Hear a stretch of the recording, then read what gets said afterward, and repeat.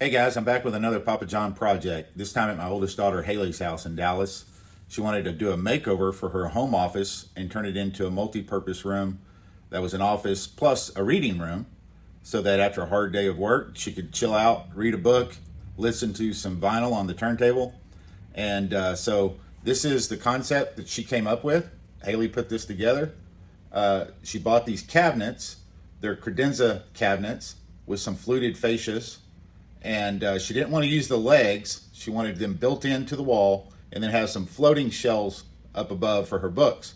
So we ended up selecting select poplar hardwood for the lumber and then built the shelves so that the bracket that will hold the shelves will be attached to the wall and concealed inside the shelf and you won't be able to see it. So I think it turned out pretty good. We did also remove her ceiling fan and put a nice little light fixture in there for her. Check it out. Let me know what you think.